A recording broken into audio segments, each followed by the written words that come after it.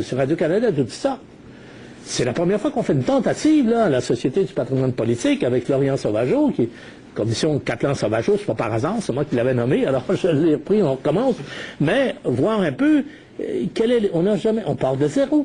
Alors, il y a eu une influence marquée. Tout ce monde-là a été, disons, nourri dans le sein de Radio-Canada. La fin du Plessis, Jeanne Sauvé, Gérard Pelletier, enfin, nommez-les, Marc Talon, tout ça, là, ils se sont promenés entre Radio-Canada et le Conseil privé du Canada. Ils ne sont pas venus ici. Mais pendant ce temps-là, Roch Bolduc était ici, puis on s'est divisé entre deux gouvernements, et c'est sûr que à Ottawa, ça faisait l'affaire des anglophones. Parce que, il n'y avait pas besoin de se salir les mains, de se mêler de ça. Alors, pour eux, pour être au pouvoir à Ottawa, il fallait qu'il y ait une base dans le reste du Canada. Ils ne pouvaient pas dire au Canada, élisez-nous, puis nous autres, on va aider le Québec. Donc, il fallait qu'il se développe une stratégie intellectuelle, un raisonnement qui arrive sur la langue plutôt que sur la culture.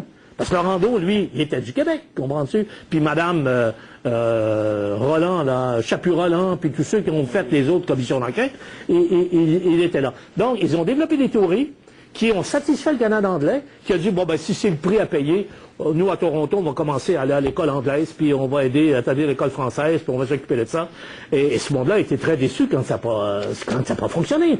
Parce qu'il s'était fait dire par Trudeau que c'est le prix à payer pour maintenir la domination de l'Ontario, l'économie, etc., et que les Québécois vont être satisfaits avec la question de la langue.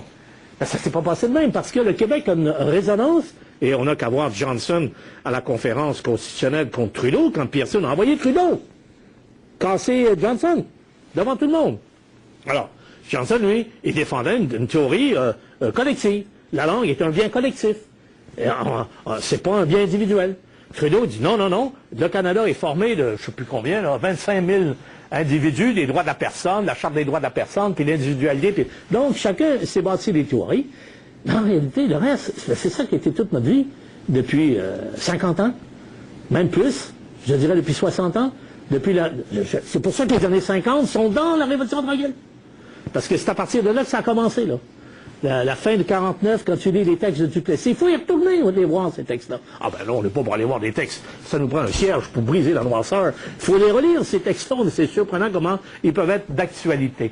Alors, et c'est ces deux mondes-là. Et la matrice de l'idée disons, de l'imaginaire de la Révolution tranquille, elle vient de Radio-Canada, elle vient du milieu médiatique, elle vient pas du milieu universitaire, c'est du milieu médiatique.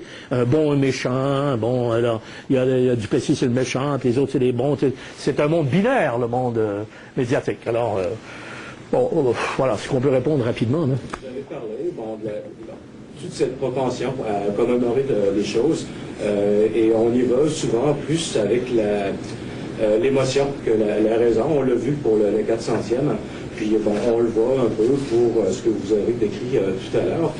Ça, d'après vous, ça ne procéderait pas à une sorte de, je dirais, de désenchantement face à la réalité, à la fois sociologique et politique qu'on vit.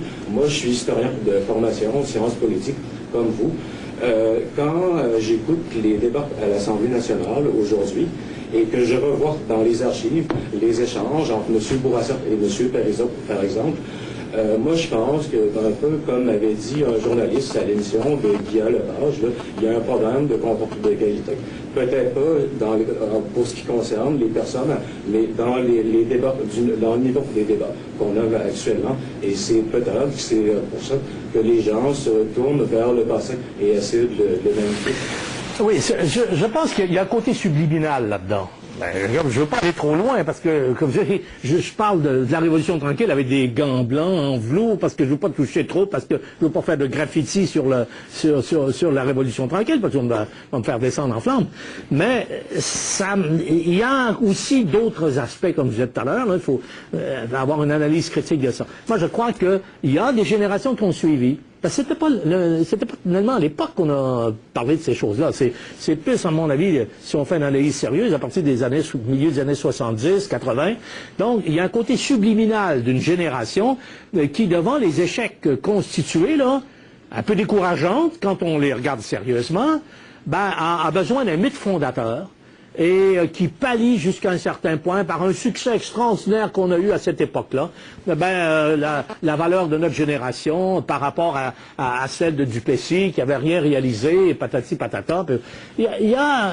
C'est pour ça qu'il y a la réalité de la Révolution tranquille. Ça mérite d'être analysé sérieusement, et je pense que le gouvernement aurait dû former des équipes, demander à des universités, puis organiser des colloques scientifiques, puis tant qu'à faire un brouhaha, pourquoi pas le faire sérieusement, là, puis mettre, je sais pas, 50, 60 000 $, là, bon, et ça nous aurait aidé tout le monde.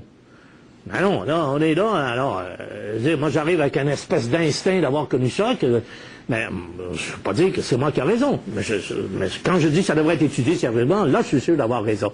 Et là, on verrait peut-être ça, là, que c'est un problème générationnel, pas de cette époque-là, mais des époques qui ont suivi, de pouvoir pallier, puis de ne pas être trop découragé, d'avoir été de la génération qui a fait le mythe fondateur de notre société, et dans ce sens-là, on devrait être reconnu par tout le monde pour ce qu'on a fait.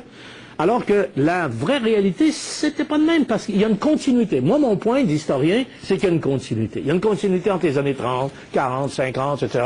Bon, ça va, ça vient, ça évolue, mais il n'y a pas d'année zéro, comme disait notre ami Stéphane. C'est le début des temps nouveaux. C'est l'année zéro. Ben ça c'est une vue artistique de l'opération. La vue historienne, c'est que avant 60, il y a eu 59, et on le voit même dans... Un jour, on aura peut-être l'occasion d'en parler plus sérieusement, dans l'ouverture de la délégation du Québec à Paris. Ça aussi, il y a un mythe là-dedans. Parce qu'il y a une continuité. Il y a une continuité dans tous les actes de gouvernement, à moins de faire des vraies révolutions. Alors, c'est pas notre monde de faire des révolutions, on les étiquette tranquilles aussitôt on prononce le nom. Donc, on n'est pas de ce monde de révolution, là, avec du sang dans la rue, nous. Alors, c'est l'évolution. On a ajouté le R à l'évolution, à mon avis. Alors, je vous remercie. Merci.